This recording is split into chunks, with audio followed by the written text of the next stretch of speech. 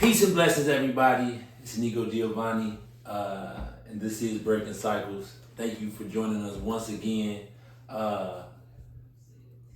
Breaking Cycles, where we are committed to amplifying the conversation about how we change the harmful cycles in our life, whether they, generational curses or these negative elements that we perpetuate just by going along with the status quo, and then finding healthy, more productive, conducive cycles that can help propel us and our families into a healthy future. So today, I got one of my really good brothers, David Shabazz, aka King Favid The One. One of a younger brother that I actually learned from a lot, which is always refreshing to me, because I feel like as we get older, you know what I'm saying, the youth always gonna have the pulse of the culture. So as we get older, I think we gotta be tapped in, or we gonna be them triple OGs that don't know. But welcome, David. I appreciate you for being here. This is a frontline stepper. I'm talking about if it's about us, for us, in defense of us. I wouldn't be able to come up with a more committed person within my realm than this good brother. So what's up? I'm glad you're here, man. Thanks, God, man. I appreciate the invitation, man. All the time. So how you feeling, man? How you feeling? What's going on in King David's world? Man, I'm black and highly favored, man. That part. What's that going part. on? Too much as always. You know what I'm saying? But it's so wild, right? Because I took like a year off from doing as much of the stuff that I do. Yeah. And because burnout is real. On the mental health side, burnout is so real, and I was going through that. Mm-hmm. I've been doing like desk work full time. Mm-hmm. Administrative stuff. All that kind of stuff. And I was doing that for close to 3 years. Okay. And then I was like, man, I want to get back to physical labor so bad, bro. I just want to go to work, put my hands on something, and go home. You know what I'm saying? But it's so crazy how God will work on you when you're not doing what you're supposed to do. So I left the administrative stuff for a little, man. So I was delivering packages, working for Amazon, not Amazon Flex, like Amazon. I'm driving the van. I'm thinking I'm Tupac and Poetic Justice. Like, you had to run from a dog. Nah. My niece just got bit by one. I stayed in the car. When the dog was too big, I stayed in the car. I'm out here with your package.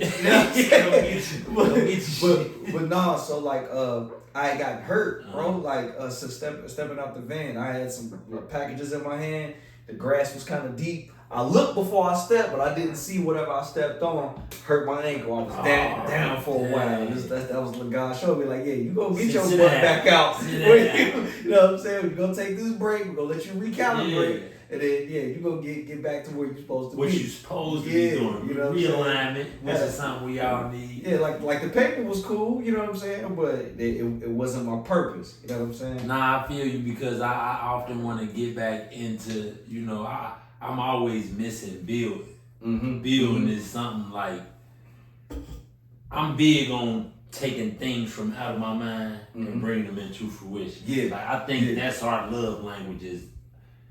When I talk about men, like having a standard of a man, I think that quality and being created in his image, being able to create, I think when I can think of something and then bring it to life, that's my best element. That's my God body. And so, I'm the burnout is real. I just want to double back, because I want to stress that oftentimes we put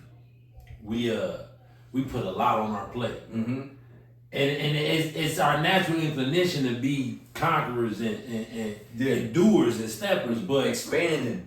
Yeah. So the Big Bang is still in effect at all times. So I think it's key because in the talking about mental health, although I wanna be back being in a space where I can help our youth in the community or give resources to where we at. If I can be of any help in that capacity, that feel like passion work. Mm-hmm. Whereas, passion work, I like building too, but it'll break your body, it'll hurt you. You know what I'm saying? You know what I'm saying? So I'm glad you brought that up, the burnout. But so now that you back in so you're in a comfortable space. Mm-hmm. So now that you're back in your creative space, because ain't nothing like creating, like especially once you get the vibe. Yeah. Cause if y'all don't know, bruh humble, he gonna get an EGOT. He gonna get all of them things, bruh. He acting, he rapping, he writing, and more importantly, he engaged and committed to our youth and making sure that they got tools and the education to be able to compete. So how do you balance all of that's calling you to be great? Like how do you balance it? And then how do you tackle it? You got a process? How you go about creating in all these different mediums? I'll start with how do I tackle it, right? Right. I'm still mastering just doing one thing at a time. instead of looking at it like instead of looking at my desk and saying I got this on my metaphorical desk. Instead of saying like I got this. Oh my God. Look, if you don't start nowhere, you ain't gonna get nothing done. You know what I'm saying? So you might as well just start here, and whatever you don't get to today, you just don't get to today. You know what I mean? You sound like our work therapist, because she be breaking it down. Yeah, you know what I'm saying? No. So now how do I balance it? Yeah. I just indulge in my pleasures, bro. I just indulge in my pleasures. I don't go to sleep, bro. Yeah. You know what I'm saying? I don't go to sleep. You know what I'm saying? Like whether it's the bike. You know what I'm saying? Simply, you know what I'm saying, watching my favorite shows or a good movie or something, eating some pizza, you know what I'm saying? Simple. And my favorite of all, spending time with the family. That's the best. You like me, bro. We have Sunday dinner every Sunday. Yeah. Then it's like it's switch houses. Mm-hmm. We all link up. We got the group chat. Mm-hmm. And I look. From Monday to Saturday, I don't know what's going on in the group chat. It's just pinging. Yeah. But Saturday night, I'm trying to figure out where the plates is gonna be in the morning. But nah, that's my favorite pastime as well, man. So in acting, hold on, because we gotta, me and David got a history, man. We've been doing this for a long time. This coexisting thing in the same space. And we were on a web series together, right? Yeah. Where from the mud, it was the community. The community. Shout out to Karen Davis. Please say the writer. Shout out to Black Hollywood, who gave me an opportunity to come act on her series. Now I ain't like my character. He was a woman, and my sisters and aunties let me have it all the time, and but that's how you know you did your thing, though. Yeah, like it was a complete opposite. But you done did this show like fourth row or fifth row with Storybook. With Storybook. No. Let me see. Third. Okay, I remember Jamal. Not in order. Jamal's the first. Yeah. And then Maurice on alternative teaching. Yeah. And then Rico and Right Back Ain't Cheating. Okay. And something about a doctor or something. But I don't know. Oh yeah. But stay tuned, man. But, so how how did you get into acting? What made you be like, I want to act too? Because we gonna get to the rapping part because you know we share this Renaissance man vibe, where you know we want to touch whatever grab our fancy. It's an SCPA thing. Yeah, it's a performing arts thing. You might, you man. know, and which you know highlights the importance of making sure that our kids got access to a variety of different perspectives, mediums. They got access to the arts and their history. But let's get back, because what made you want to be like, all right, I can act too. I'm gonna do this thing.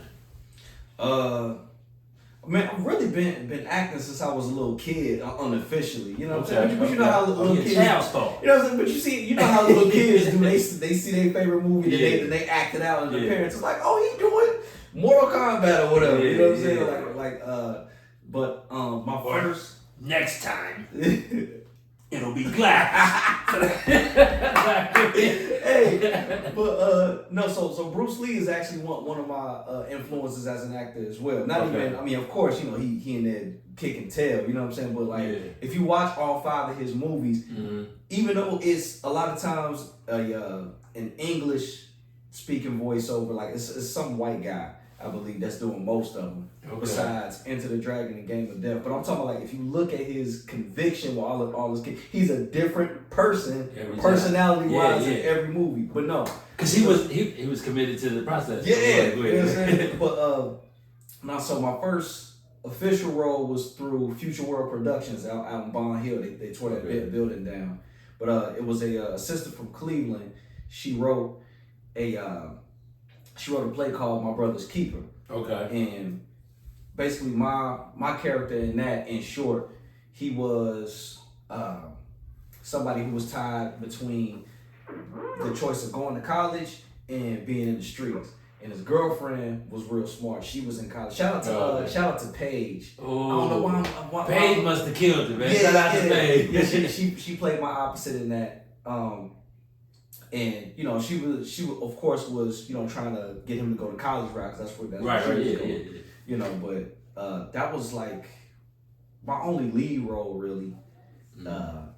Then for a while, I had not done anything, and then shout out to Sugar Renee. Okay. She was on the show. She played Auntie Val, and one day on Facebook, I seen her sharing an episode. I was like, man, I got the acting bug, man. Let me hit up Sugar Shug, see what I gotta do. And then she was like, just inbox Karen, or she sent Karen my information, or either way she connected us. And then Karen had me come in for an audition. Did it impromptu. It wasn't no skit in there. Okay. Or script rather. And called it mine. Yeah, and then the rest was history. The rest is history. And it's still going strong. Hey, grown Tubi, bruh. Hey, Storybook and Karen and everything they do in that Storybook is y'all gonna see. Y'all gonna see. And if you don't already know. Yeah, real heavy hitter business going on. Real heavy hitter, man. And shout out, man. I done seen you grow as an actor, man, and really, you know what I'm saying, delve into different depths of bringing characters to life. It's inspirational, man. You know man, I appreciate it, man. Big love, man. So, the rap, you know what I'm saying? The rap, man, because I think we in the same kind of lane of making music. Completely different styles, but I think overall we trying to engage in educating and spotlighting our issues and our solutions and just being conscious about music that we putting out. So big up to you, but I know you got a new project out that just dropped recently. Yeah. Tell the people about this project, man, because first of all, my boy, when you see the cover, man, you gonna know it's a real vibe and it's intentional. Like, I think right now, as you know, in the world of AI and all this goofy shit, I think it's incumbent upon a creator like yourself to be intentional with every piece of bringing some art to the world. Like, cause that's gonna be the difference when AI can do a million albums in a day, Mm-hmm. your album still gonna have the human relativity that people connect to, because it's energy. I'm always, y'all know how I feel. Everything comes down to energy, and so whether it's sonically or just catching a vibe, you got to be intentional. And so this project feels, sounds, listens intentional. Tell us about the process. So hold on, plug it first and then tell us about the process. Okay, so my album is called The Glow. So if you go on all streaming platforms, wherever you listen to your music at, King David The One, The Glow is where you can listen to it. And the 17 tracks, no skips. Straight through. Straight through. Like the Carter 2 is shit. Go ahead. But now, what's crazy, the way my albums usually come together is I really just make songs. I just make songs in whatever period of my life I'm in, and it'll all come out. It'll be reflected in the music, and then I usually develop the theme from analyzing what I got. You know, I like that. That's a very organic approach. You know what I mean? Not putting yourself with too many boundaries. Yeah, instead of saying I want to make an album about. Let's go with how life is treating me right now. Yeah, you know what I'm saying? It's like basically coming up with a theme based off of musical, lyrical journal entries. Mm-hmm. You know what I'm saying? And I do agree that it's about the time of your life or the space of your life that you're in right now. Mm-hmm. It's hard for me. That's why I listen to like way back music. I'm like, what the? I'm like, that's what I was talking. But in that space, that was my environment. That was the people I was around. That was my, you know what I'm saying? That's how I was receiving the world. And I wasn't a dad. I wasn't in the community. I wasn't closer to issues about our people to where I'm like, oh, wait a minute. It's way more stuff we got to start addressing than the ops. Than the ops or some tequila. Like, now, don't come for me. All you reposado here, do not come for me. But I'm just saying that was it for me. And so this era of your life, the glow. Why I feel like the glow? Where did it come from? So this album was really for the bloodline, right? When I say the bloodline, I'm talking about foundational Black Americans. I'm talking about them Solons, the freedmen. Yeah. You know what I'm saying? And it's no slight to anybody else in the diaspora or any other ethnic group, period. But for a long time, Black Americans have been falsely incentivized to, stretch our arms out for everybody else, and we don't really get that kind of reciprocation like that. You know what I'm saying? It's like, people will show up to a protest or a rally or something like that, wave their own flag. Yeah, but you see what I'm saying? Like I remember I was going back and forth with it was one of the Cincinnati Instagram pages, like one of the Cincinnati Cincinnati.com, something like that. I know what you're Cincy Meats or something. Oh, like that. Okay, something like that. Okay. And this is when the whole Nazi thing was kicking off. Neo-Nazi thing was kicking off in Lincoln Heights. And now this is coming from somebody who. Front line. I ain't lying, y'all. You know what I'm saying? You know what I'm saying? But I'm gonna intentionally say this pun from somebody who saw it. Right. You know what I'm saying? Zone 15 know what I'm talking about when I say I saw it. Yeah. You know what I'm saying? There was a picture of a demonstration going on the bridge, and then somebody had the Palestinian flag out there.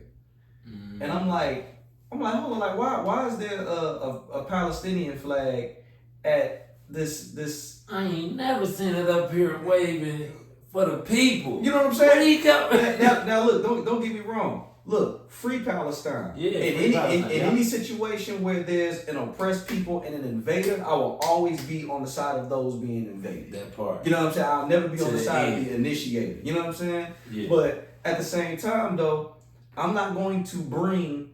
It's like you having a birthday party, bro. And I come to your birthday party with a shirt on that got my face real big on the front of it. Right. It's like, get out. Yeah, you know what I'm saying? We might have to Not the papaya. Because now it's getting blatantly just. Yeah, you know what I'm saying? Like why are you trying to subtly divert the attention? We working on something right here. Yeah. Move. We working on something. Yeah, you know what I'm saying? So it's just about respecting other people's spaces. You know what I mean?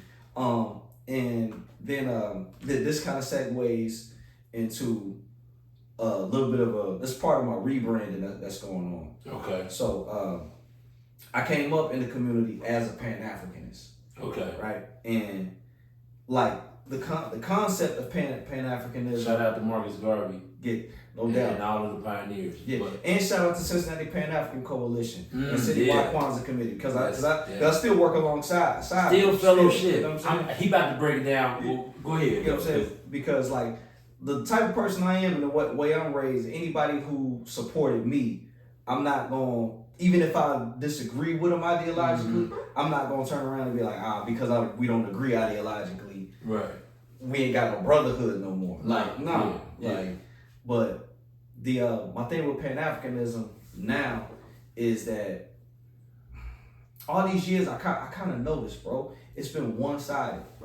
It's really been Black Americans putting on for African Liberation Day, Marcus Garvey Day, Kwanzaa. Like all of these people who are planning and doing the heavy lifting, putting these things together are foundational Black Americans, bro.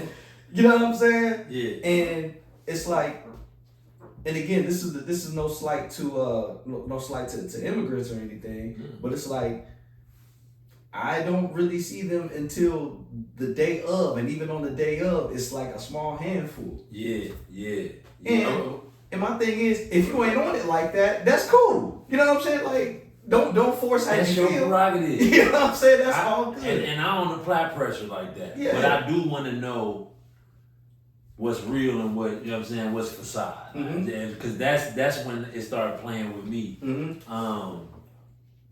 It's crazy you said that because I'm just reading a good book. It's called Represent. It's about It's about Michael Eric Dyson.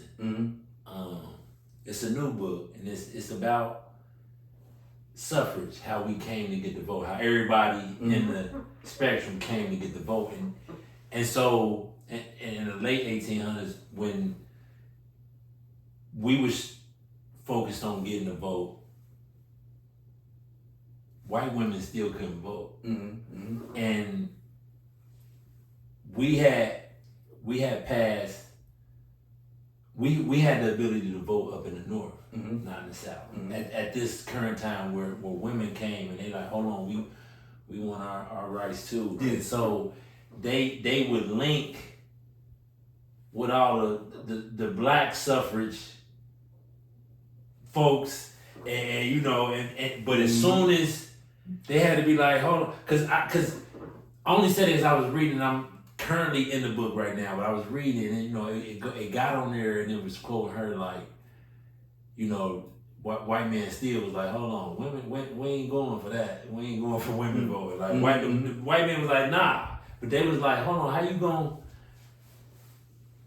how you gonna let the niggers vote and not let us vote? And it kind of splintered that movement. Like sort of how you see your LGBTQ. Please forgive me. Look. So I got it down right. But look, it's the whole. This is the whole thing. This is the whole thing now. Okay. It's LGBTQIA2S+. That's the whole thing now. All of the above. I mean, y'all gonna have to go with me. That's the whole thing now. My track record speaks for itself. I'm always gonna. Like you said, I'm always gonna lean on the side of an oppressed people, individual, any of that, because I have my own moral compass that is my standard. But yeah, it's like when the LGBTQ community and the Black Lives Matter community kind of had some synergy, but then when it was like you said, when the day come. It's real separate, like it's real isolated, and it sucks for me because I don't want to I'm never going to discredit the homosexual black people. No doubt. And they fight for their homosexual rights or their community rights. But it's you don't let people cut in line, right? I to this day, like if a grown man if I'm in Dunkin' Donuts and I'm in line, I'm third in line. There's a couple more people, and a grown man walk in front of who ain't gonna have a problem with that? Like, how is my time less valuable than yours? Yeah. Or how is my issue less important or magnanimous than yours? I don't understand. Like, so it's always gonna be a problem. And so how do we? Because this big, man. Before we get into that, I want you to break down Foundational Black America just a little bit more, because I think it's key in amplifying this conversation in our community, because in working in politics and public service, I'm able to see, very pleasing aesthetics. And whether it's, I just came from the annual legislative conference where, it was a lot of fellowship, it was good messaging, it was good exchange, but for all of that public service, power, political capital in one city or one convention at one time, we still ain't got nothing. Like, and so I don't want to, not nothing, like, but we ain't got to being equal people yet. Like, you know what I'm saying? Like, we ain't even got to that part yet. And so I want you to break that down, because I feel like we all need to rally behind Foundational Black American movement, because especially if you do the work and you research and you really find your place, it's here. And it's always been. And we do want to work with Pan-Africanists and other parts of the diaspora who are, reclaiming their cultures and identities, because it will be a second rise in Africa. I hate using Africa, but it will be a second. I know people currently, personally, who are active and in partnership building real Wakanda type, you know what I'm saying? Like, and so get him just, a brief overview of Foundational Black America for people who don't know what it is. Okay, so the long and short of Foundational Black American, the title, it's a term coined by historian, film producer Tariq Nasheed. And that's all Tariq Nasheed is. He's just the person who coined the term. Right. Some people try to gaslight him and the delineation movement by saying, "Oh, Tariq Nasheed is the leader." Tariq Nasheed could start smoking crack tonight. All right, and doing crazy stuff. You know what I'm saying? But we're still Foundational Black Americans. Right, you know what I'm saying? Like Keith Cowboy is the one who coined the term hip hop. Right. Keith Cowboy ain't the leader of hip hop. That's all that is. And really, Tariq Nasheed's mentor, Dr. Claude Anderson, who's the author of Powernomics. Shout out to Dr. Claude Anderson. He is one of the, can be considered the modern pioneer of delineation, because he was referring to us as Native Black Americans.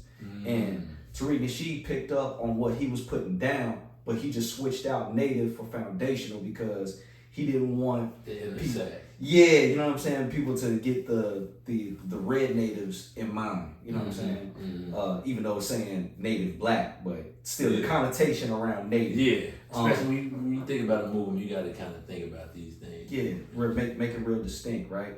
So foundational refers to the labor that our ancestors were stolen of in the building of the country. That makes us the foundation of America. We are what made America the economic superpower that she is now. Not only the human labor, but the intellectual property, inventions, all of the above.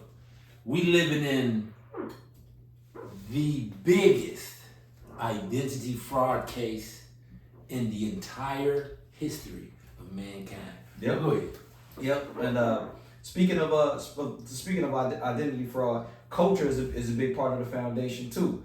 Take take FBAs out of Black America, and all of the seasoning is gone. All of the nutrients is gone. Everything. Like basically everything. It's a piece of gray tilapia. Yeah, that's it. Ain't even real fish. But and the dangerous part about the whole identity fraud thing is that and this is where the danger of part of the Pan-African narrative comes in, is because we have been told for a long time, in the name of Black empowerment, we've been told that we are a lost people. We don't know who we are. Right. You gotta reclaim, you know what I'm saying, what you were stripped of and stuff like that. So the way that resonates among people is, oh, these are a lost people, but yet we've contributed so much. So now people kind of treat us like a buffet. Yeah. You know what I'm saying? They get to come and take bits and pieces of and run with it. Yeah. And then you have certain people who want to claim parts of our culture came from them.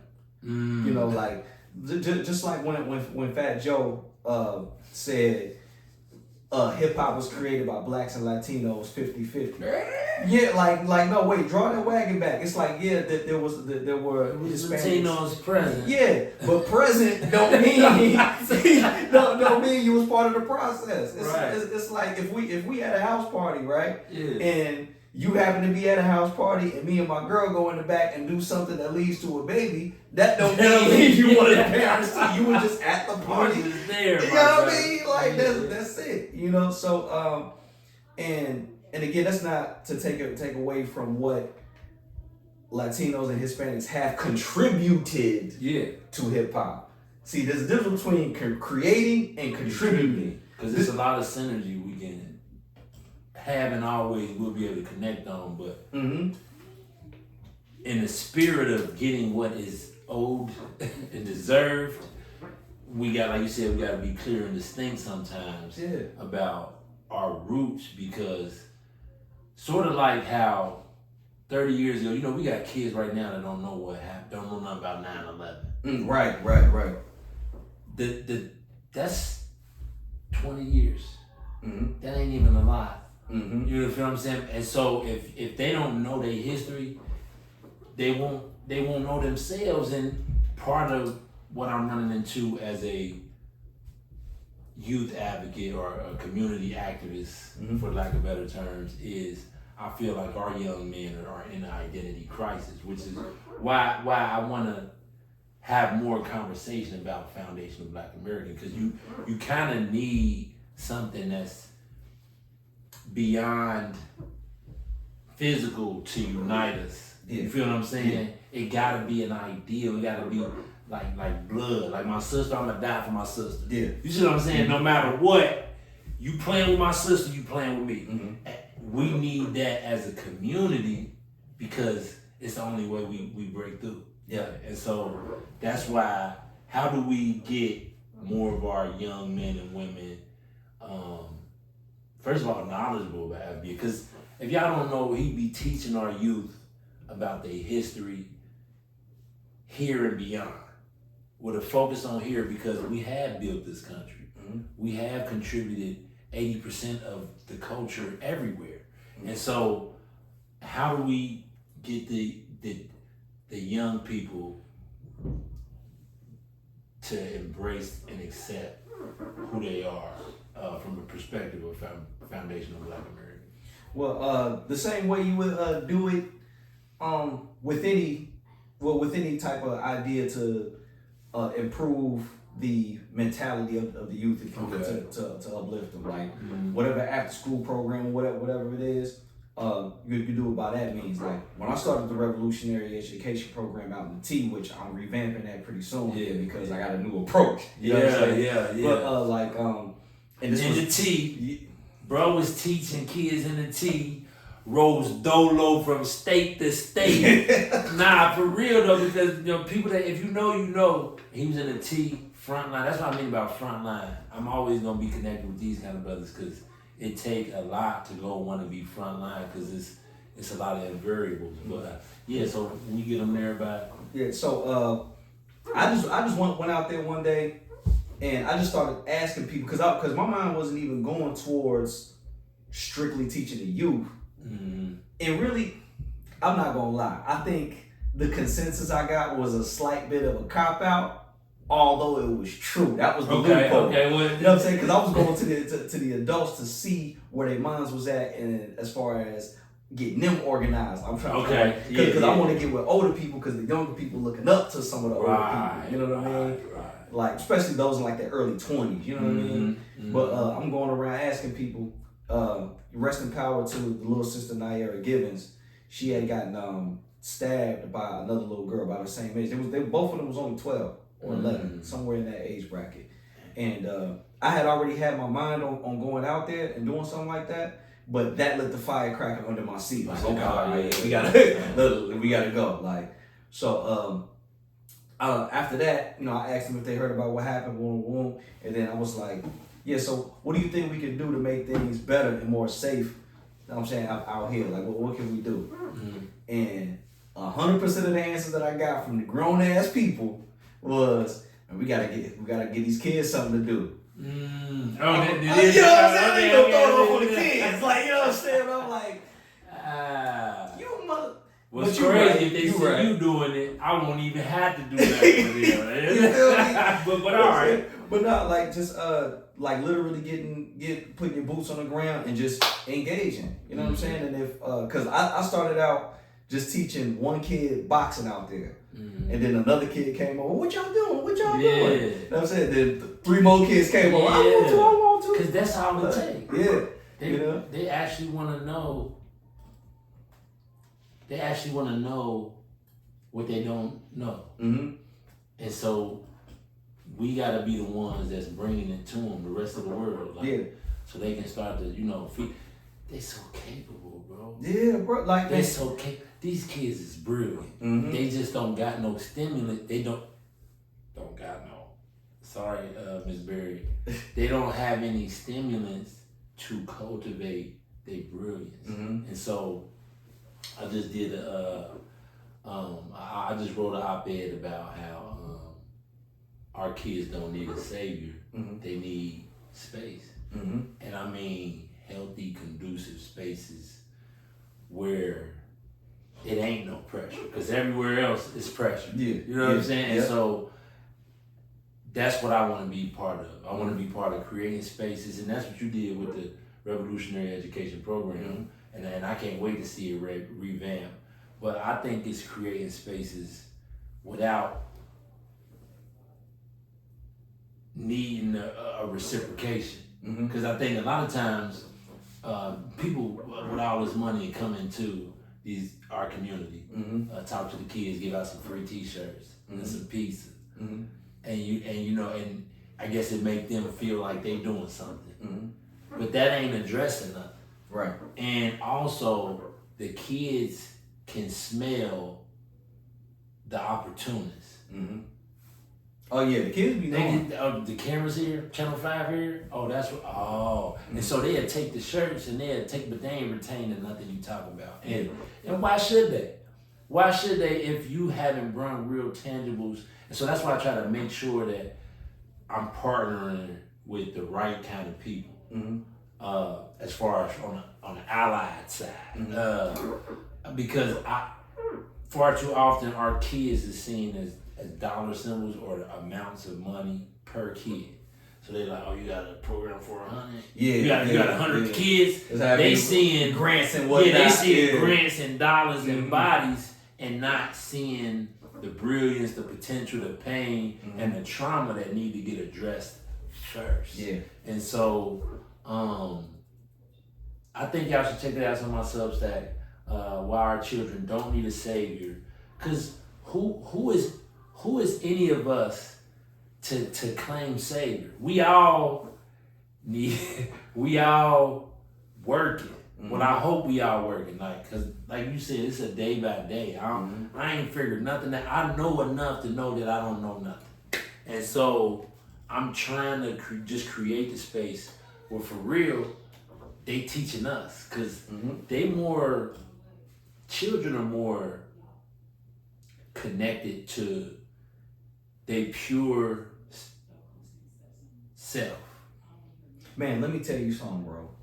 One day I was out there in the T, and I was doing the program, right? We outside, and this little girl, she probably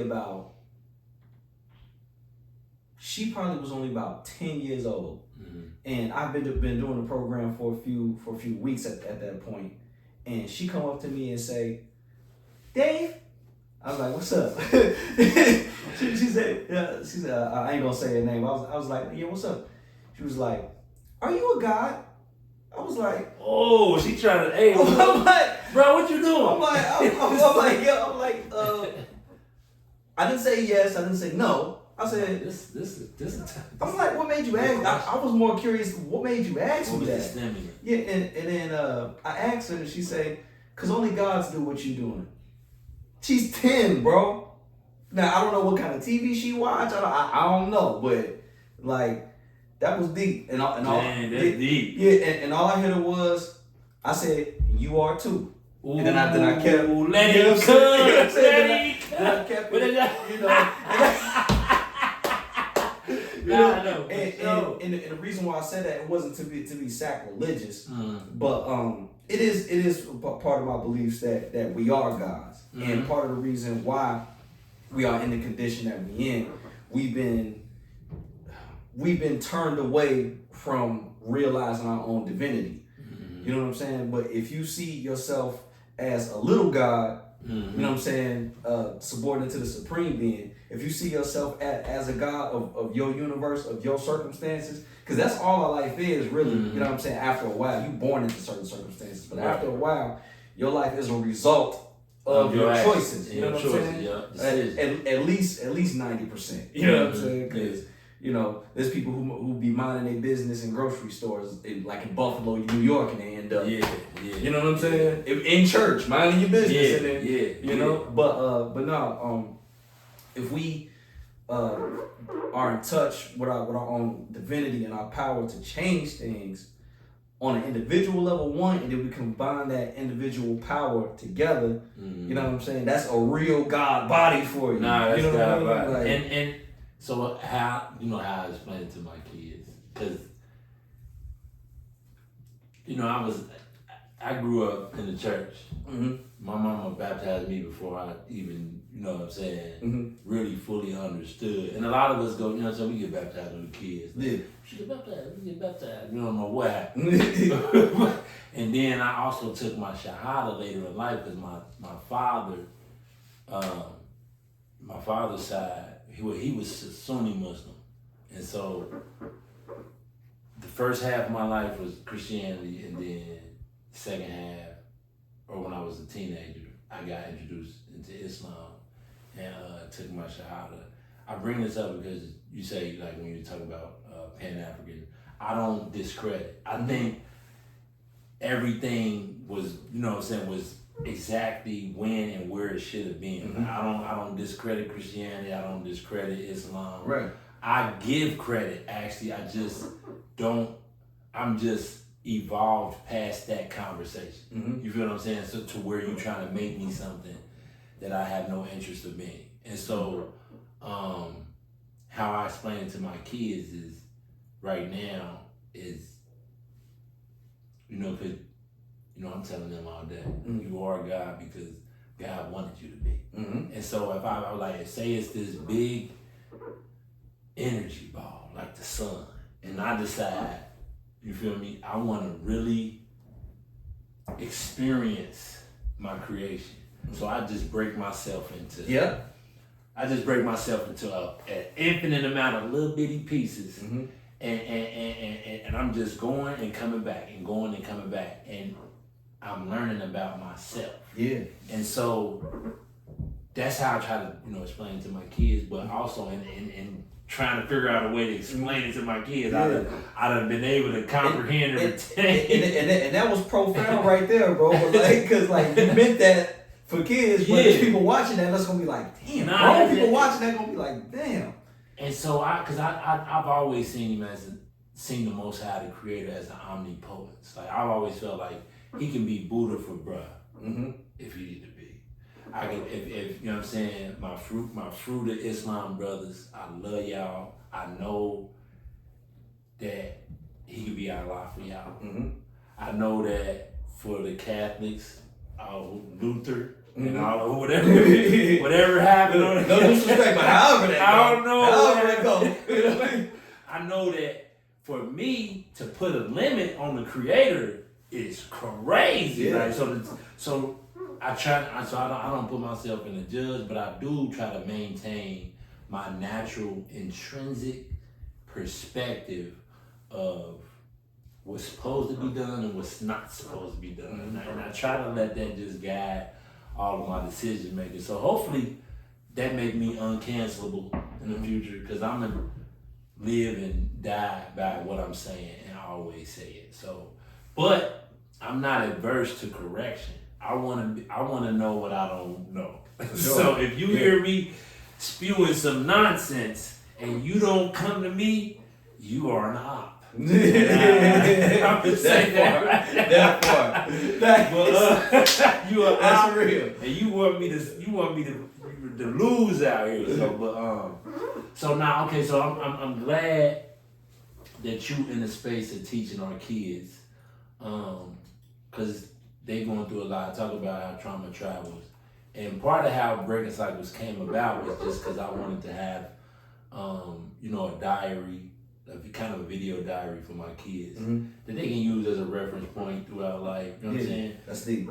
How I dealt with certain things, maybe they can draw from that, or you know what I'm saying?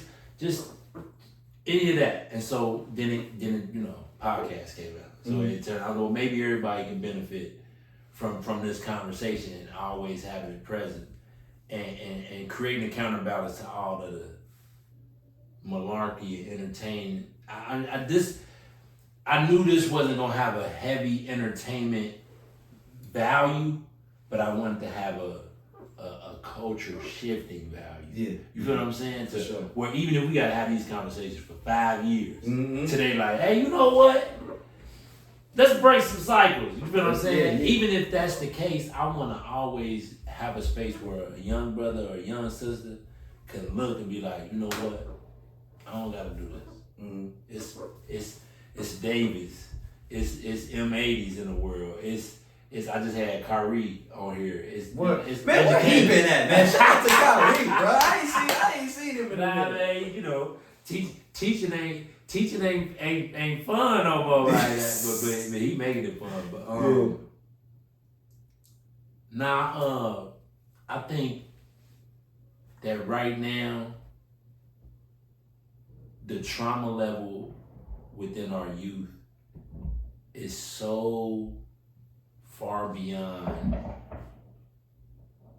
repair. I know that it's far beyond repair because I got a feeling like that it just gotta blow up and we start from scratch. Like, cause it's hard to break down these systems like that's built off of what you're trying to destroy. Like, so you gotta blow it up. And you wanna know what? Like, see, here's where we kind of was at odds. Like, well, no, I get it.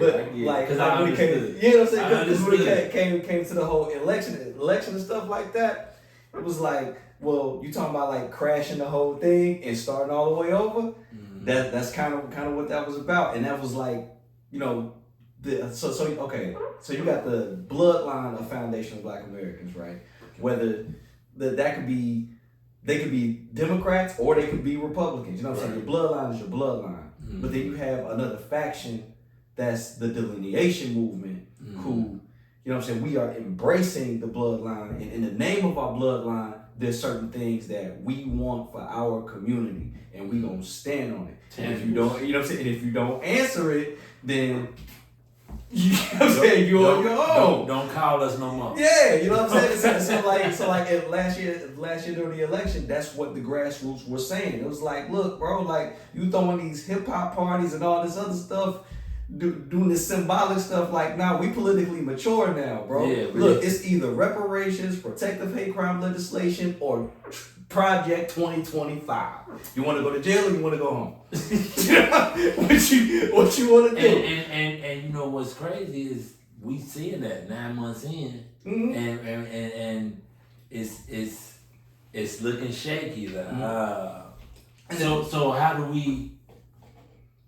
we curb in lieu of it burning all the way down and us being able to start from? How do we curb this gun violence epidemic, or at least start to heal the traumas that cause it? Well, in all honesty, everybody really need to turn it up.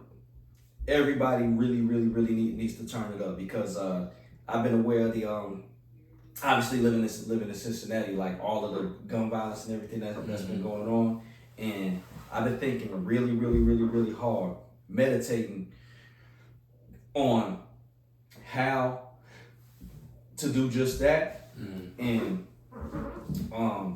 the answer might not be going straight at how can I say, the youth that you know have the weapons and are getting active. That might not be the answer, and it's not out of like fear or anything like that. It's just that the young brother that's spinning and he's spinning. Yeah, he got his mind pretty much made up. Yeah. You know what I'm saying? But the same way, I wasn't able to catch the girl who had the knife or whatever she used to,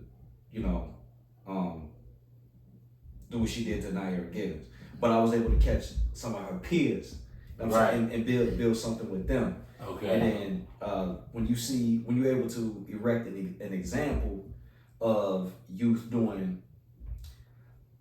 because look, I'll be honest, some of the kids in the Revolutionary Education Program, I'm pretty sure they would still be knuckleheads when I wasn't around. Oh, yeah. I was only seeing them 2 days a week, bro. Right. You know what I'm saying? But however, you providing some type of balance. It's like, okay, when I'm not being and then seeds grow. Yeah, you know what I'm saying? Like you able to raise something against the negative. Right. And we just gotta multiply and amplify our efforts even more in engaging the youth with more positive programming. Yeah. And don't come off like we preaching to them. Like that's been out the window, bro. That's been out the window. They smelling that from a mile away. Yeah, like I look at it like instead of preaching, so my method was this. We start off with physical activity and like all kind of exercise and then a jog, because my mission with that is to get you tired. Yeah. So when we come back to just listen time. Yeah, you know what I'm saying? I'm gonna go get these snacks, yeah, and you're gonna sit here and listen. You yeah. know what I'm saying? Not to be preached to you, but just so I can tell you about Huey P. Newton and Bobby Seale. Right. You know what I'm saying? So I can tell you about Booker T. Washington. You know what I'm saying? So I can tell you about because they not go. Increasingly, it's not in our schools. It's not in the schools that our children go to. So, while they might be like, man, I don't know about Booker T. Washington. Nah, he don't. Mm-hmm. And it speaks volumes. Now look, don't crucify me, but and I know life happens, and I know it's single mothers and single fathers and plates get full and all that's cool, but it's imperative that you take more control of what you inputting in, not only to your kids' brain, but their stomachs, their brains, their hearts, and their minds. Like that's important. Like y'all gotta take ownership. I think it ain't nothing we ain't survived as a community. So I think while excuses may have validity in spaces, I don't want to bring them up. I don't want to bring them up. I want to be completely solution oriented. You know what I'm saying? Like, I don't even want to like with the Charlie Kirk thing. Like, I don't even want to argue with you. Like, you know what I'm saying? I'm not about to change your mind or nothing. I want to know how we get to a place we have never been. That's what I want to work on. Yeah. If when I die, when they was working on that. They either got rich or dead trash. And now they either, you know what I'm saying? They put the foundation down. If it ain't in my lifetime, I hope it's in somebody's lifetime. But I'm about that. So anytime there's somebody like divisive words, I'm immediately off to them. But and I got Republican brothers. I got Democrat, but I got independent brothers. Mm-hmm. Like, as I tell them, and I'm gonna tell y'all, like, aside from you physically accosting me, right, or assaulting me, it ain't much that I'm gonna take so personal that we can't engage. Yeah. Now, past disrespect or physical altercation, I can't be all the way held liable for what happens after that. Yeah. I'm gonna try to still maintain my level head. Shout out to all my masters. Yeah. I'm gonna still try to maintain a level head, but I don't like divisive things, and that's how they keep us from linking. And that's the counter-revolutionary and detrimental thing about us as Black Americans devoting ourselves or aligning ourselves so heavily with any political party. Mm-hmm. And I hate to keep on keep my foot on the necks of the Democrats like this, but but because we're on the subject, and the big issue is because the left are the ones that play so much like, yeah, we for you, but we come last on the list of people that they do stuff for, real stuff for. So the person that's fully against me, at least I know what's going on over here. Yeah, you know what I'm saying? I know not to expect anything. You know what I'm saying? Like, look, I know not to expect nothing from him, but if he produces something, that's a nice surprise. Okay, I'll take it. But on MSNBC, Joy Reid, she was some psychologist on her show, and you had election season, and then that's soon after that is Thanksgiving time and Christmas and all that, right? And she asked this psychologist lady and says, what do you think Black supporters should do who voted for Kamala Harris? What do you think they should do with their families? Are they obligated to see their families for the holidays? Like, what would you recommend? I heard that. I start boiling as soon as I heard that, because now you're trying to disrupt people's families. Yeah, and you know how I feel about family. You know what I'm saying? Like, the lady was like, you are not obligated to, if you don't want to be around them, if you don't want to see them, that is totally up to you. And now, true, it is anybody's prerogative, but the fact that you entertaining that and throwing that idea out and you ain't even you ain't even part of the game. Like, Joy Reid. That's my family. Yeah, and talking about. And that's the importance of delineation. And Joy Reid, she'll say stuff like, "My ancestors built this." Whoa, ma'am. Shout out to the Congo. No disrespect to the Congo, but your parents are from the Congo. Oh, they from the Congo? Yes. Oh, yeah. Joy Reid's parents are Congolese. It's bro. close, but not the same. Yeah. You know what I'm saying? Like, you talking about building the country. You talking about building this country. yeah. Like, but shout out, nah, we ain't saying that. You know what I'm saying? Yeah. My biggest takeaway is, it's no reason. And Malcolm hit on this all the time.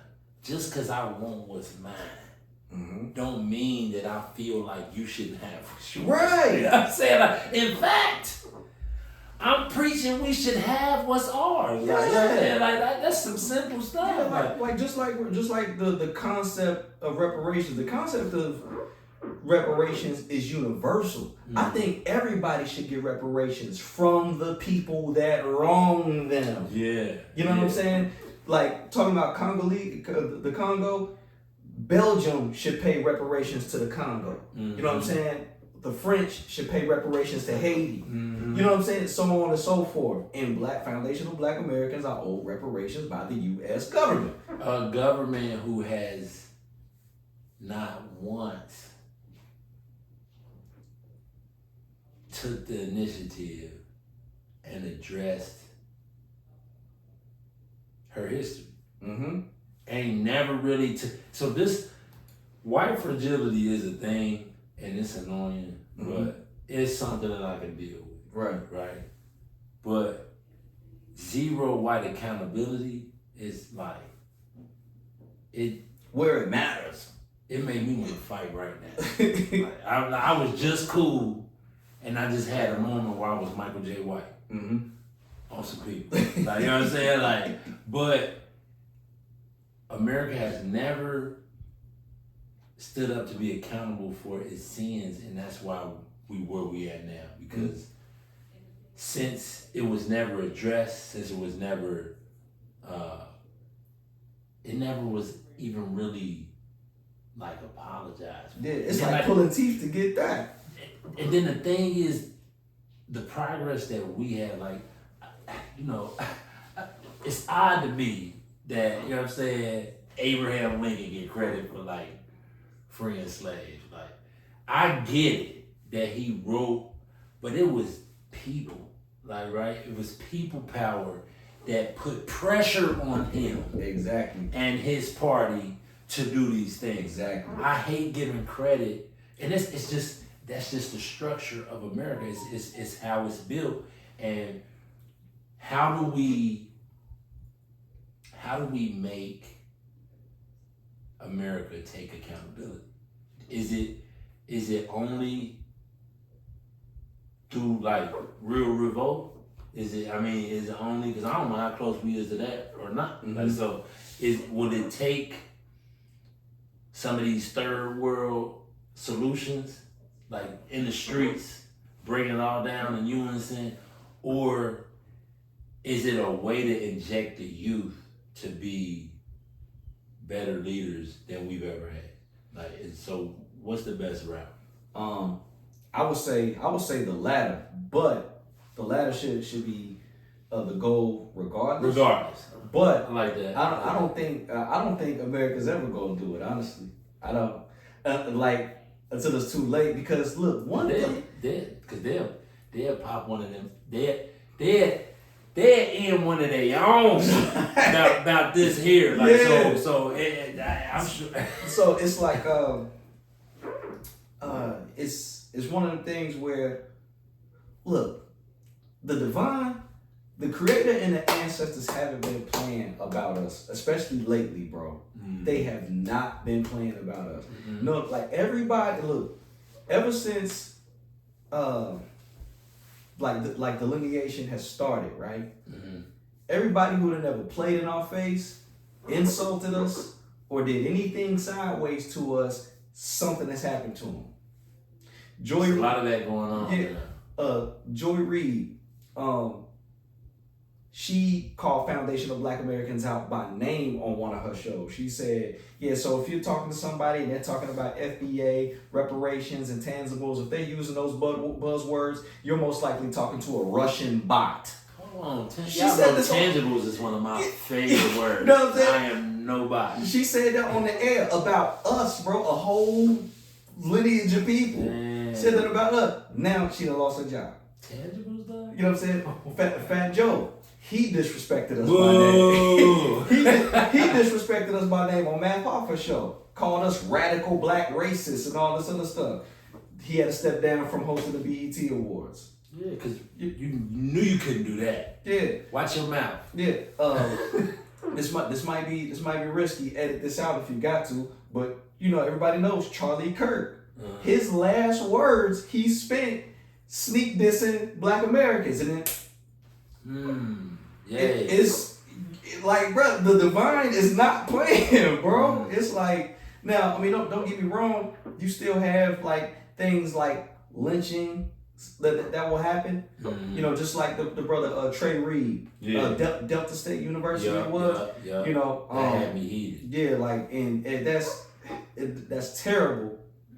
Things like that kind of gotta go down. So just so you know that it's still on. Like, right. You ain't gotta do and nothing. I think that's also ancestors and the creator at work too. Like, and I hate to, because I come from where I come from. I done dealt with death, and I deal with death too often. And I used to be how God gonna let this happen? You know, who looking out for? Right. And all of that, and it's energy. Energy don't die. Yeah. These meat suits, they got an expiration date. Yeah. Like, but the energy persists. Yeah. And so, not to mention that, you know, the white supremacists got ancestors too. hello, that's why we here. That's why we having this conversation. You know what I'm saying? Like, nah. So it's important. Nah, they not gonna play. I gotta feel it. Ever since the boat, bro, what was that, Alabama? Yeah. Ever since then, like, I think it's been a shift in how. Cause look, time for us, right? Time seemed finite for us, cause you know, we born in 90, 100 years, we about it. You know what I'm saying? So our perspective is like this, right? Yeah. And I think everything is cyclical. Yeah. And I think just the cycle that we in is beyond our scope of time. And I think that our ancestors had to go through, and when we had to go through just a little bit, but I think we on the cusp. We on the cusp of a rebirth, and claiming our birthright, which it's crazy. I brought that up because if I was to do another album, it would be called Birthright. And to your process, how you said I just create and then I kind of put it all together. I do that too. In fact, I need to write the first track first. Before I'm even thinking about an album, I gotta have a song. Once I get a song, I'm starting to, you know what I'm saying? So now I can boom, boom, boom. But Birthright, I think we are on the precipice of the next stage of our evolution. And to your point, before the election, y'all know I was trying to get Kamala in because I think we all have down payments for houses right now. But I knew that my plan B was or bro get elected and then he burn it all down. And so I was in a win-win situation as far as being encouraged to move forward and doing this work. So I'm excited about that. I'm excited about that, and it made me want to teach more of our youth. Like, so if it's anything that I can do in the revolutionary education program as you revamp it, re-roll it out, let me know, because that's one, y'all know that's near and dear to my heart, and y'all look for that. It's gonna be just in the teeth, or it's just gonna be. It will expand. I'm gonna go back to this because I'm not gonna lie. For time, I owe down. I'm gonna say that on the air. I owe down. Okay. I owe down, y'all. Okay. I'm coming. But rubbing, acting, rapping, advocating, working, it get real in between a couple bike rides, man. Don't worry about that, man. But so.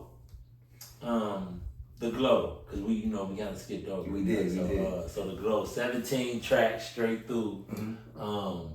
What if you had to give like a couple sentence synopsis about what this project mean to you? So how you would explain that? So again, with delineating and highlighting our culture, right? It's an album that celebrates us in particular. So I've always prided myself on giving a variety of sounds on an album. You know what I'm saying? So look at y'all. Shout out to the ancestors. Yeah. They knew this was too hot to lose. That was like, just fucking witch down. Y'all play too much. But okay, to go. Yeah. So now I've always prided myself on having a variety of sounds on my album. So it's celebrating our culture. I got stuff that my main orientation is like, kind of East Coast style. Like, cause as an artist, like coming up, like finding my space, my pocket, that's kind of where I've always thrived the most at. But I got one track on there that FAFO. Yeah. They got the FAFO. That's my ish. Yeah, they got somewhat of a Memphis feel to it, a little bit. Labati. You know what I mean? Then I got a spoken word joint on there. Okay. I got some neo soul on there. I got a line dance record on there. Ooh. I got listen, don't box yourself in, man. Mm-hmm. See this? Don't think you gotta be in the genre or your project gotta be all rap. Create. Yeah. And then on the cover of the album, like I'm paying homage to, you know what I'm saying, one of the greatest, probably the greatest foundational Black American icon of all time. Hello. Michael Jackson. Talk to him then. Nah, for real. And then whole economies. Yeah, like it's a lot of symbology on the album too, on the album cover, right? Okay. So like you see, I got my Aunt Max tatted right here. Yeah. I got her tatted, and you see her because I'm leaning like that, and you see it. So I got her tatted right here on my left hand because I'm left-handed, and she sat at the table and watched me write my first rhyme. Okay. You know what I'm saying? So you know that's a subliminal ode to her. And then if you look really, really close, I'm laying on the Black American Heritage flag. There, and I'm wearing it on my neck. But you gotta look real close toward the bottom. It's like, oh, he on it. And then like the track list, the cover track list, I'm sitting on it. Yeah. You know what I'm saying? Just let you know that's my foundation. You know what I mean? Intentional. Yeah. You know what I'm saying? When we started, man, talking about intentionality, man. So So but nah, man, the album is dope. It's a few songs that didn't even make it on there. There's a couple of them that didn't. So it was more than 17. Yeah, it was more than 17. Like, so how many you think you did in the process? Covering the whole period. Yeah.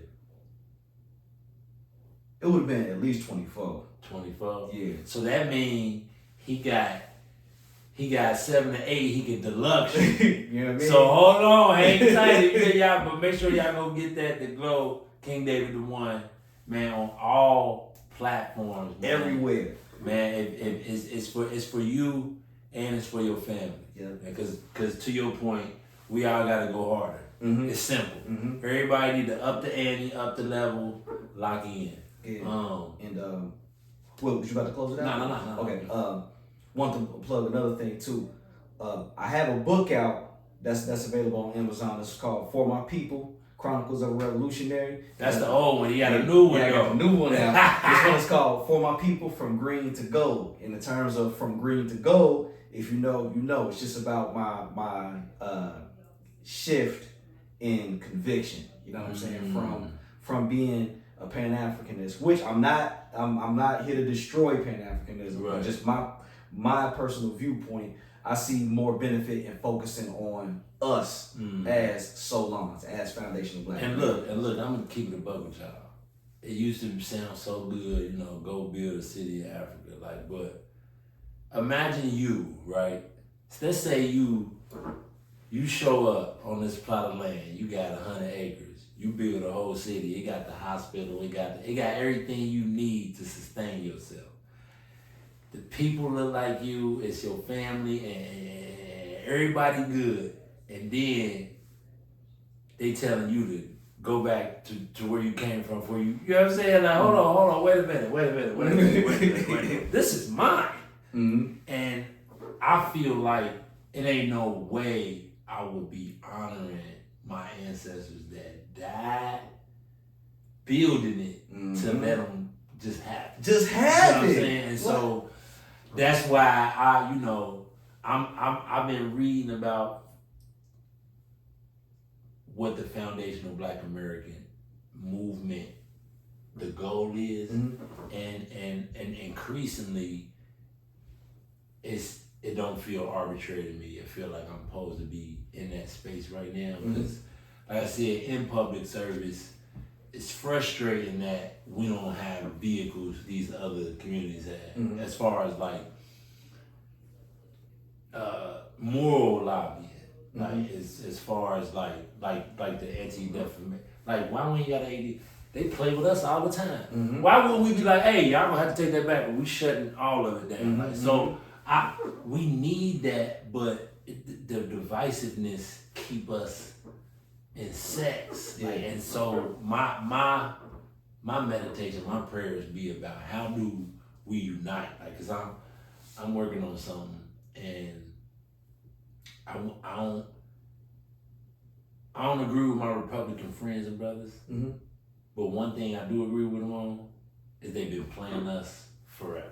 Like, you know what I'm saying? So I don't care what your premise is politically, religiously, or none of that.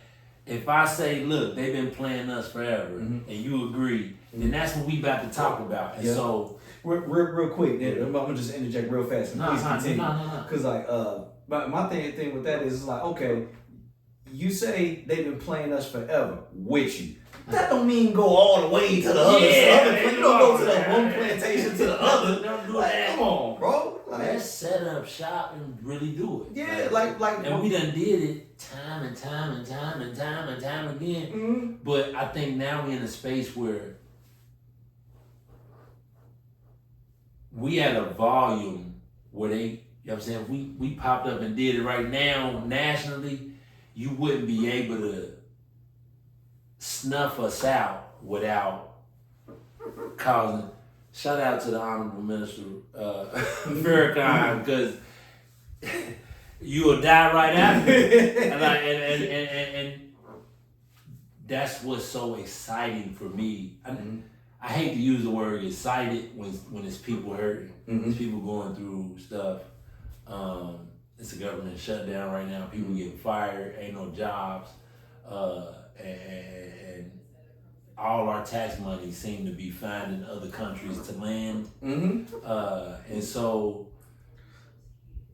what kind of encouragement could you give the next generation of voters, us, to be involved in all aspects, whether it's being an artist, being in politics, being in just getting active? Like, what kind of encouraging word would you want to say to the youth about embracing the mantle of what they're gonna need to fight back? Man, embrace your lineage and embrace your bloodline, and know that your bloodline is royal.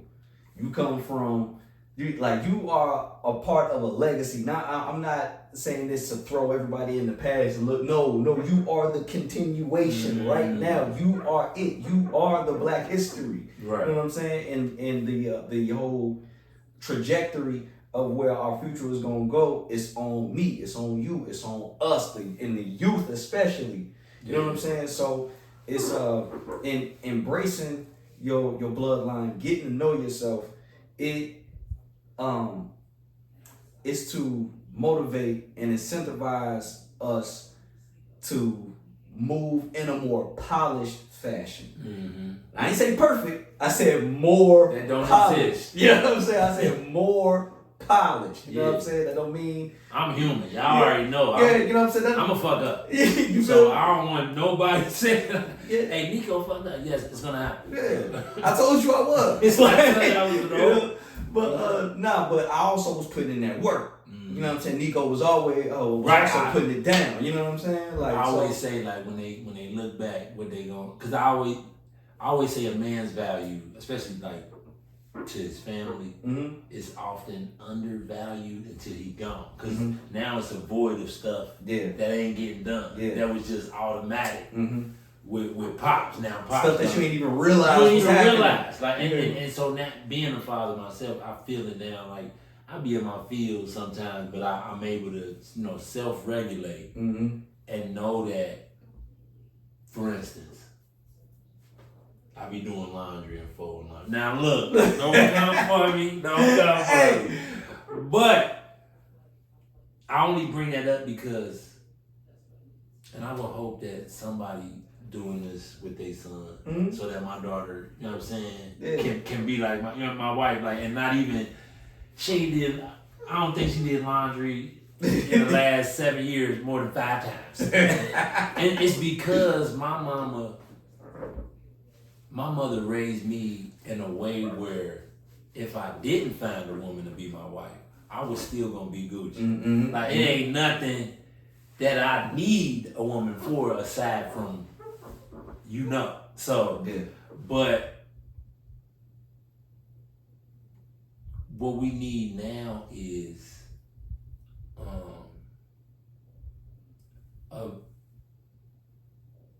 an aggressive approach towards. I want to shift because we in relationships, and I think this is a big component of where we at as a community, and this is a space where we need some solutions. It's always who fault it is. Right. It's always who fault it is. It's the black woman fault. It's the black man fault. He don't respect me. He don't protect me. She don't. All this. Nobody is looking inward. Yep. Right. And I think, as a rule, you should have to do the work first when you out here.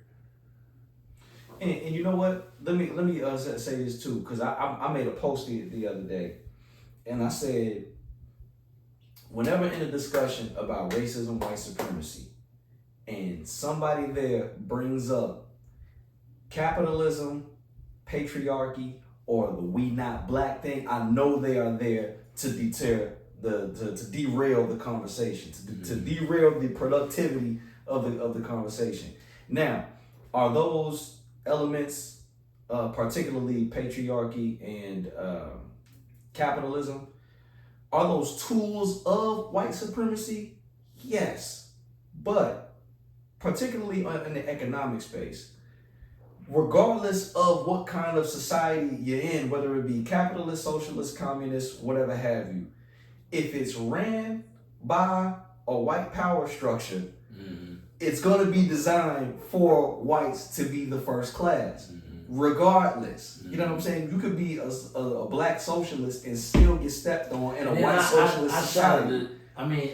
Like you said, these are real things. Yeah. Nobody discredited capitalism and its effect on this conversation. What we saying more so is, we done not had nothing and still thrive. So that wouldn't be the main issue. The main issue is we haven't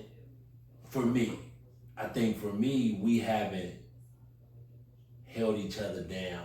I feel like we be like close. When we get our Huey P's, when we get our Freds, when we get our Malcolms, we close, but they so, everything they doing is to thwart us. Like, so they so active at what they doing, we gotta be just as active. That's why I said you right. We gotta turn it up. Like, it ain't no other way. Yeah, and then because I was saying this also too, with regards to what you was talking about, our relationships and stuff. The second piece after capitalism was the patriarchy thing.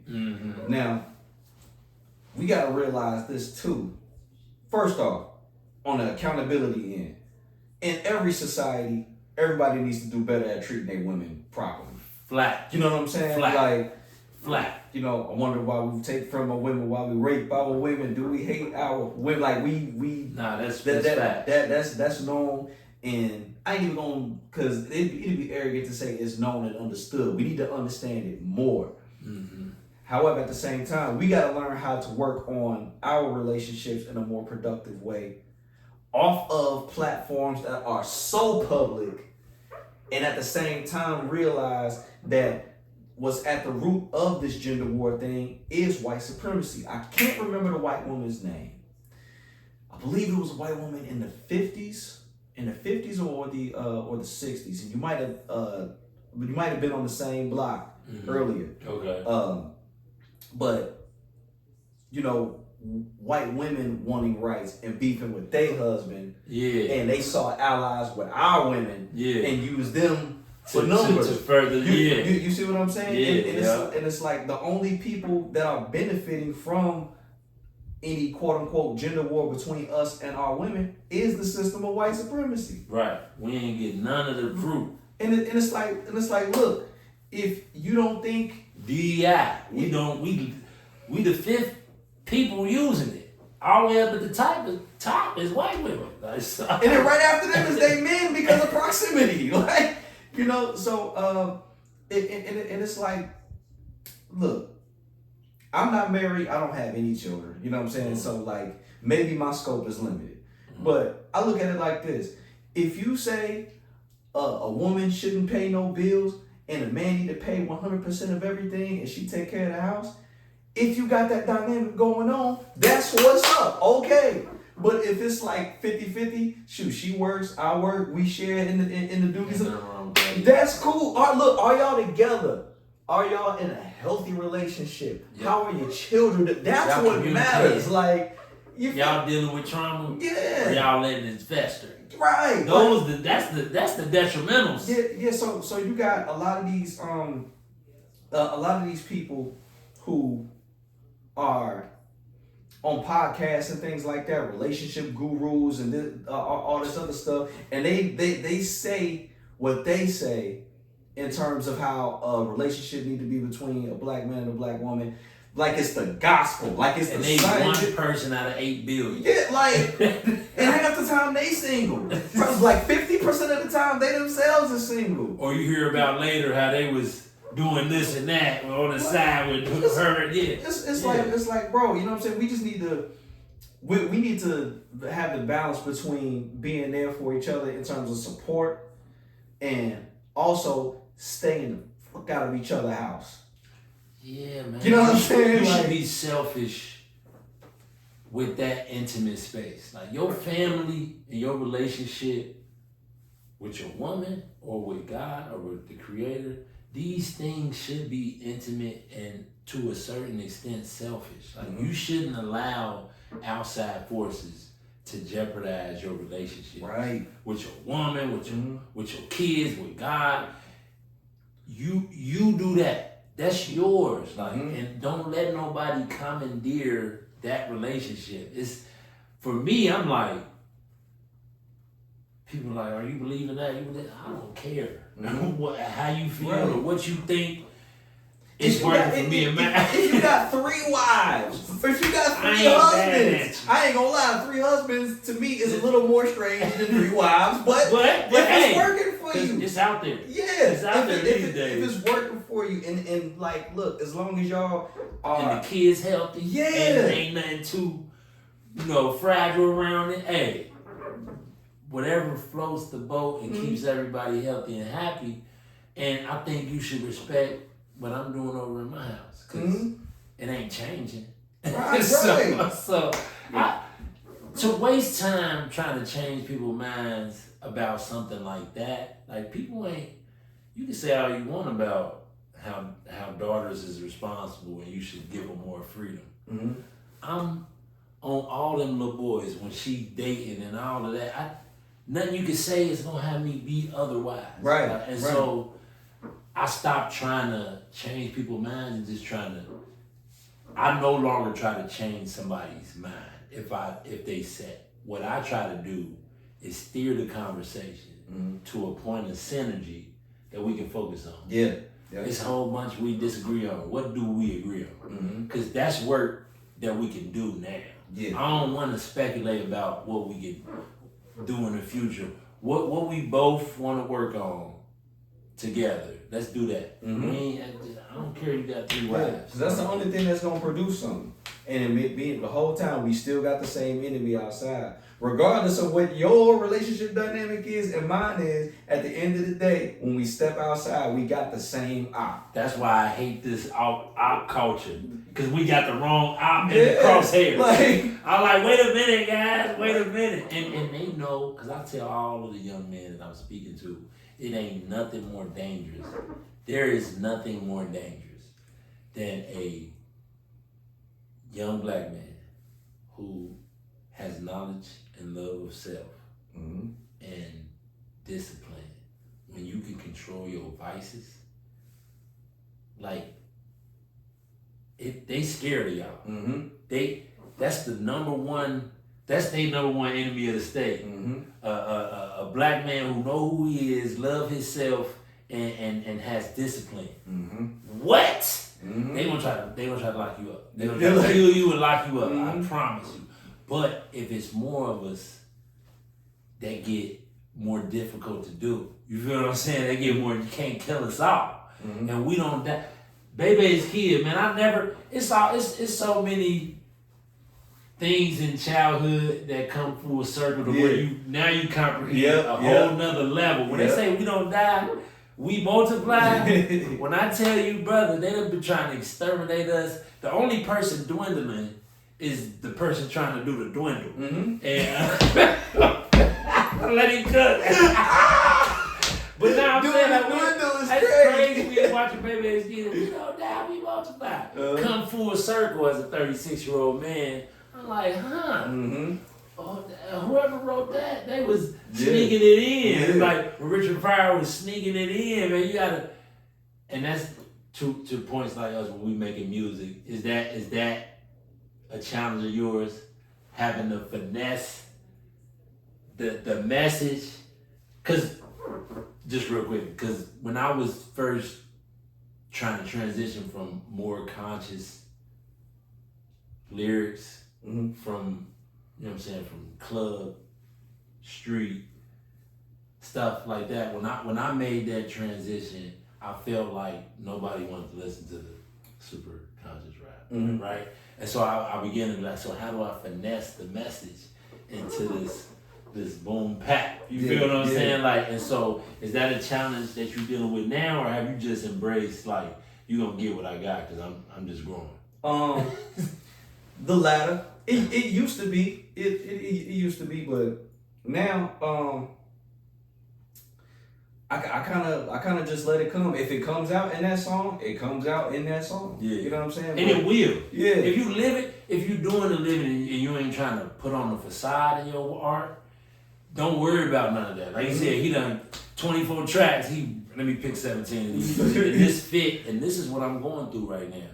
Because the goal for me is to give you a relatable moment. You know what I'm saying? Facts. I want to give you a relatable moment so you be like, oh, okay, it ain't just me. Or nah, we out here. Yeah. We thrive. Yeah. And so that's my goal. So how you balance? Do you don't use that no more? You just create. I just let it rip. You know what I'm saying? And then like, so I look at, especially since I started kind of like really embracing my lineage. Like that's what the song "We the Ones" is about. You know what I'm saying? We the ones, they don't do it like us do that. They don't turn it up the way they turn it up, do that. We got the juice, now they holding out their cup, whoa that. Hey. You know what I'm saying? Like facts.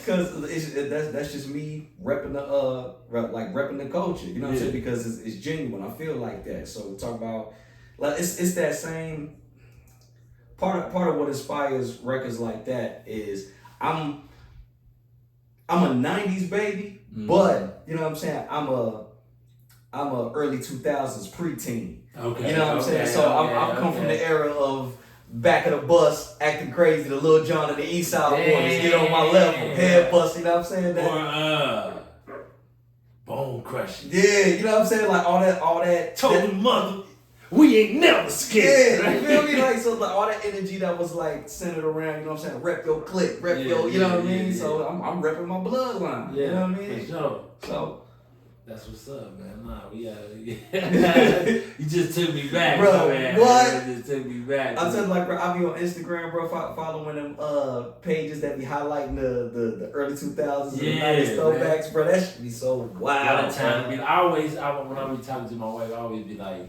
we literally, it ain't gonna be a better generation than ours, cause we was before the internet, during the internet, and now. Like, we had the entire spectrum. They don't know nothing about an internetless world. No. Like, you know what I'm saying? Bro, like, we saw the cassette tape. Like, bro, I started out recording on cassette tapes, bro. They don't even know what those is. Like, bro, if you pull out a cassette tape right now, put it in front of one of the youth, they gonna be like, what is that? What is that? What? Man, so chocolate bar? We seen cassette tapes, CDs. Oh, wait. I'm gonna do both. Cassette tapes and VCRs. CDs and DVDs. And then the Blu-ray. Then the Blu-ray. You know what I'm saying? Now all the way to streaming. Like, I had the iPod, before iPhones was a thing, they had the little iPhone. Yes. You could put 1,000. That would change the game for me. Man. 1,000 songs on one thing. So. And then in your other pocket, you had a bulletproof cell phone called the 6010. Called the night. Hey. Throw it at somebody, it's gonna concuss them. I'm telling you, kill him. You know what I'm saying? Kill him. But I had the ultimate all-time global high scoring snake. For y'all who don't see, they don't know about snake. They don't know about snake. Nah, man, that what a time to be alive, man. We was actually outside. Mm-hmm. We was actually outside. Bro, kicking it on the transformer, bro. Tumbling. What? Tumbling down the hill, almost about to break our necks. I hate that this generation ain't as connected to that element of childhood. Yeah, bro. Cause it actually give you confidence. Where I see confidence has waned a little in grade school, to where it take a coming out moment. Where a lot of kids, and it could be pandemic and all of that, but it wasn't until my daughter really got to dancing at B.O. Koto and getting into cultural things that speak to her DNA. Yeah. That she started being calm. Now she, what up? What's good? What's up? She in the world now. And so similarly, I think we need our stimulants. You know what I'm saying? We are different. We different. It's like the boys. Our young boys, you need to take them through physical.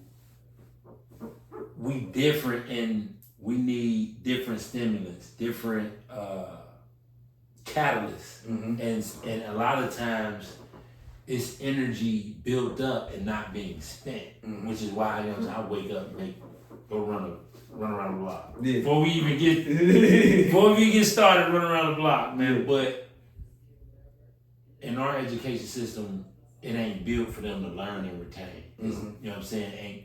We learn different.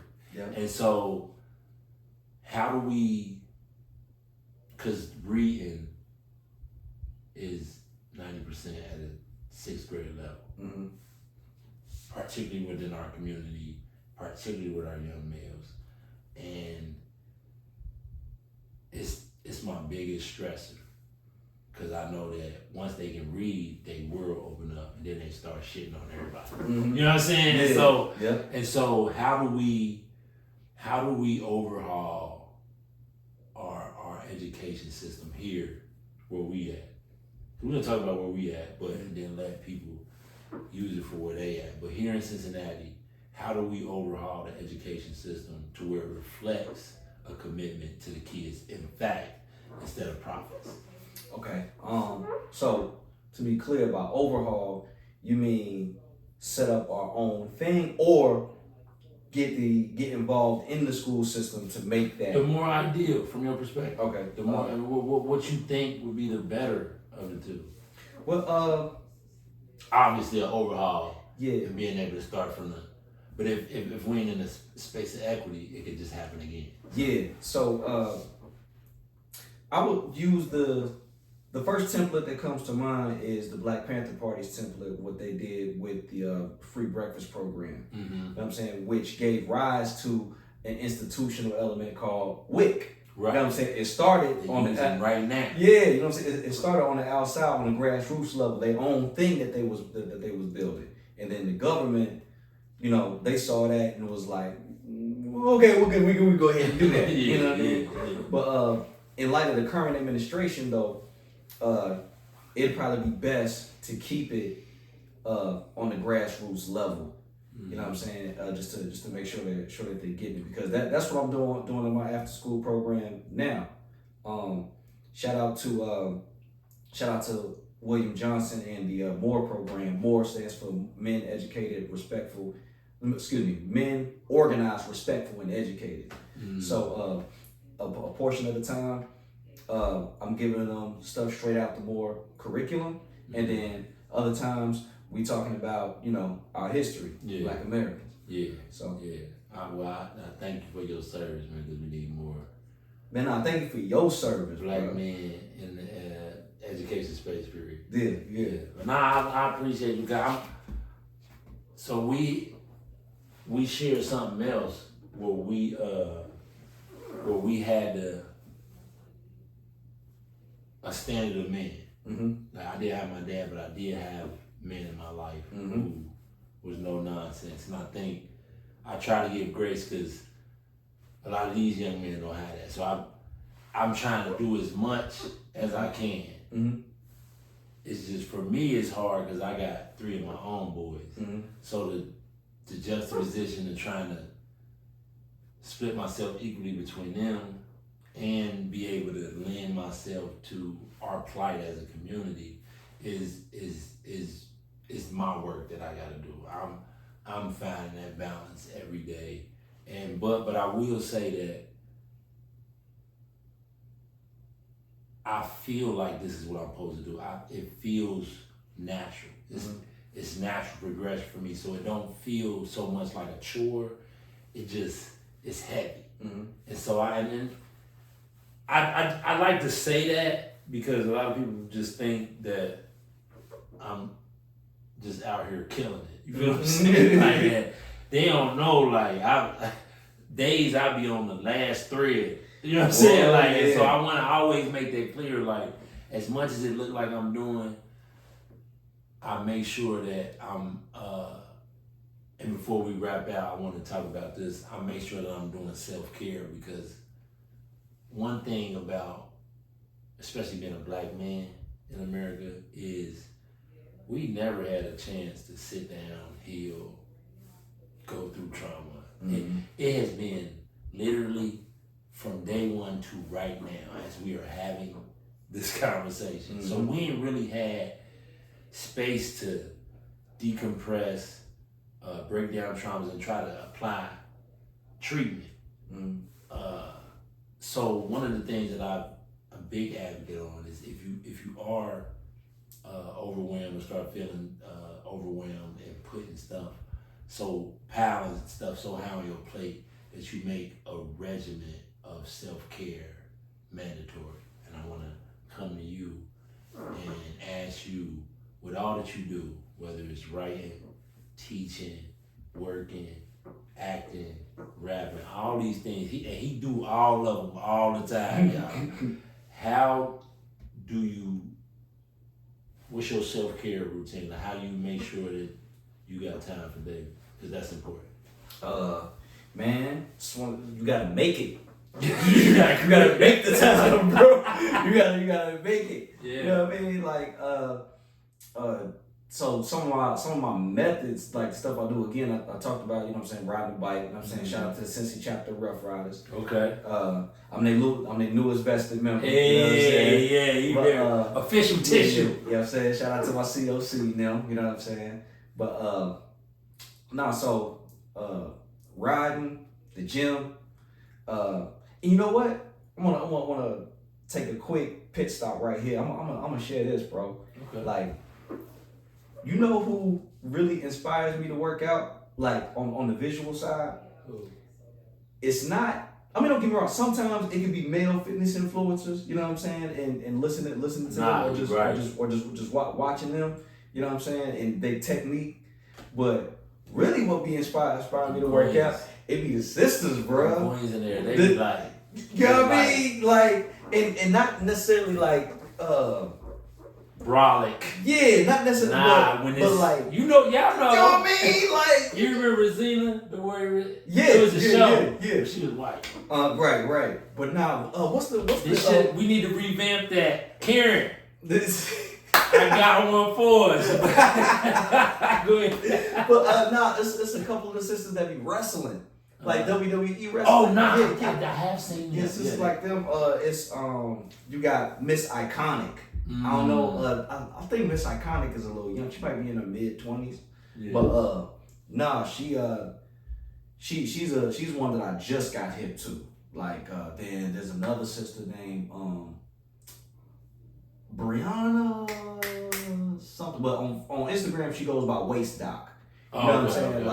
But it's just like the level of focus that they be having. You know what I'm saying? Like that is a turn on, bro. It is. And look, it's crazy you said that because we go in there and I mean we in there. Yeah. Man, we in there. Mm-hmm. I see us going hard. Like, but to your point, when I done tried to, hop in on one of my female friends' little workouts, I'm like, this what you over here doing? I'm like, man, my little workout ain't nothing. Cause they go the route, and I'm like, that's why. Yeah. That's why. So you gotta commit. Oh, and shout out to Tim Little. You know what I'm saying? Big shout out to Tim Little. Shout out to my man Ant Banks. Mom calls me tacos, what they call him, body party.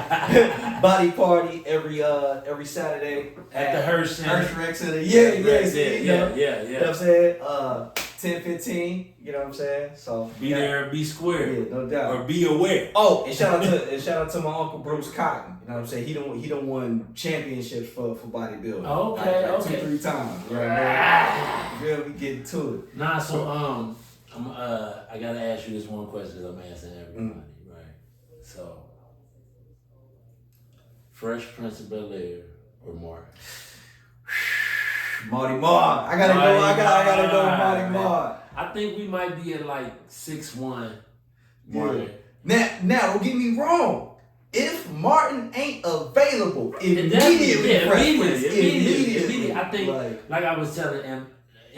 when he was here, I just think it's more of a relative aesthetic to most of us, because most of us ain't have super rich uncles out. Yeah. But most of us, our parents had a Tommy friend, a Cole friend. Yeah, it was a dynamic closer to my real life. Yeah. I think that's what it resonates with most of us more so than that. But the Fresh Prince was big for me. Yeah, for sure. Like what you saying, Martin being more relatable. They really, you really think about the comedy on Martin. All they really did was take emotions that we feel every day and just blow them up. And look, you know what's crazy? It's because I used to watch, what was it? Seinfeld. Yeah. They don't do nothing. It's this episode where the episode is about Jerry and his friend pitching the show about nothing. It's their show. Then we watch it. And so it's literally, to your point, Martin he didn't create something like new. Like he just exposed it in a comedic way, and I think that's why it resonates. So I can watch every episode today and laugh. Still. Yeah. I know all of the lines, all of the jokes. I know the punchlines for they land. Yeah. I still be weak because it's timeless. Bruh. And hopefully, one of my pieces of art or pieces of music or pieces of legislation are timeless in that way. I think that's what I'm searching for, is something that I can contribute to humanity that lasts. I shaded that. I shaded that for sure. Man, one of the episodes, my favorite episodes of Martin, bro, just in terms of relatability, is I think it might be a 2-part. I think it might be a 2-episode theme, but that I've got work to do. Oh, you was looking for trying to find a job. Don't let my wife hear you, man. She said that's her number 1 episode at her number 1 show. Man, he said, he said something like, I done been flipping hoochie burgers till I can't flip them no more. He was just watching that one. That's crazy. That just came on. Man, bro, looking like that was me in my early 20s, bro. Like, man, trying to find a job. Like, what was that name down at the unemployment? Myra. It's clowning down there, man. But okay, so if you, man, this conversation is good. We definitely gotta have a King David the One part 2. Yeah, no doubt. We're gonna do a part 2. But I'm glad you was able to come and sit down with me and we could have this conversation. What's the final? Okay, so and I try to ask this in different ways. If it's one thing after all this is said and done, the next civilization dig us up and they find stuff that you created, Mm-hmm. what do you want that next civilization to know about David and his time here?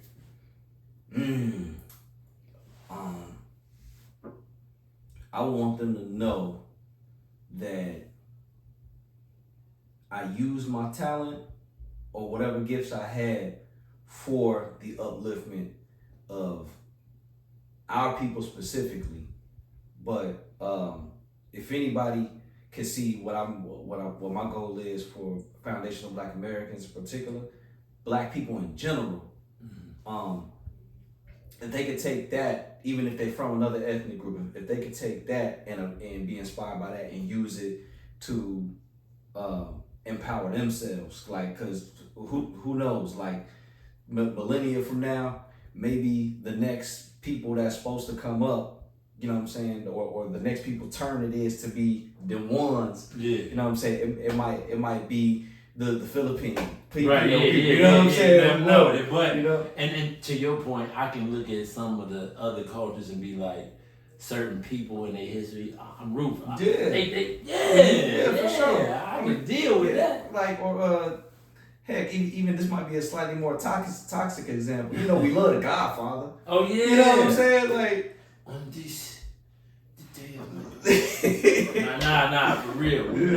You know, we got a strict affinity for that gangster aesthetic in our community. Yeah. Because it's defiance. Mm-hmm. It's defiance, or it's revolt. Yep. And family centered. That having each other, like, yeah, you know what I'm saying? That's the biggest thing for me. You know what I'm saying? Like, just like when Michael, that's why when I was going at D.L. Hughley for how he came at Janet Jackson, like, that's why hey, bro, don't let nobody sleep, like, famous or not, man. Like, bro, if you violate, I'm on you, bro. I violate. Like, so, just like when Michael told Fredo, said, don't ever take sides with anyone against the family again. Ever. Yeah. You my brother and I love you, but don't do that shit, bro. I'm telling you that. And he told him. And then it came out later that he was you know what, just for GP, I'm gonna ask you, what would you do with a Fredo? Cause think about this, like, he is your blood brother. Yeah. That's your blood brother. Now say if you didn't kill him and you just look, take this little money, get started, get the hell out of my face. But I need a pinky. You can do all of that. I need something. Yeah, like it's just so down the line, when I'm gone, y'all know that at the very least, playing against the family, you're gonna lose some digits. Yeah. You know what I'm saying? Like, at the very least, you losing some digits. Now I can't bring it in me to, you know what I'm saying? It's people that done did me the baddest. Like, and it just ain't them who I am in my nature to want to harm them. But I do want to cut off access. And so that's my major way, because I'm so giving, so loving, so caring, so considerate, and I want us all to win. Yeah. Once I don't give you access to me, that's gonna hurt you. Yeah, it's gonna hurt. So that's how I feel about that. But man, I'm glad you came through, man. I appreciate you. The next time we're gonna talk about one of my colleagues and Jasmine Crockett. Oh yeah, so we're gonna have that conversation. Yeah, for sure. So look out for gold. And by the way, I am rocking with it these days. Okay. It really started with Jigsaw.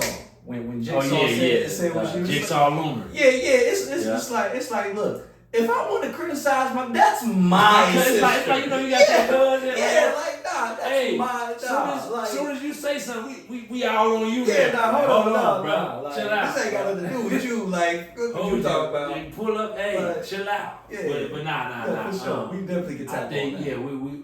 Because I think for me, because I done got emotional, and we about to wrap it up, but I done got emotional in this past election cycle just because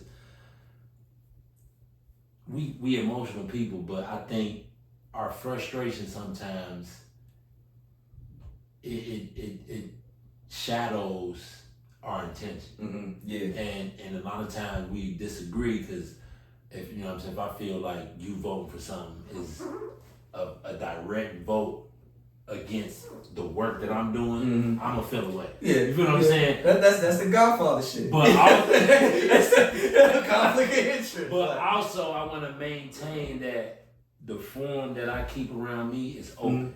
Yeah. Especially if we black. Because I need your perspective. Yeah. You need mine. Facts. We need each other's perspective in order for us to create a solution. So, we like 9 out of 10 all the time. Like bruh is on top, and he keep me on my square. I'll just say that. It's a few people that I, you know what I'm saying, I'm catching it, keep me on my square. So, I'd love to have you next time. Go stream The Glow, King David the One on all platforms. Storybook Entertainment. Make sure y'all streaming those shows, the community. Ace of Spades. Hey, y'all better go get hit. Yeah. New feature-length film coming out, The Unkept Secret. Yeah. So we're gonna sign out. One last word for the babies. Accept your own and be yourself. And we love y'all. Keep breaking cycles. Keep finding spaces that are healthy and conducive. And we will see you next time. Thanks. Peace. Hey.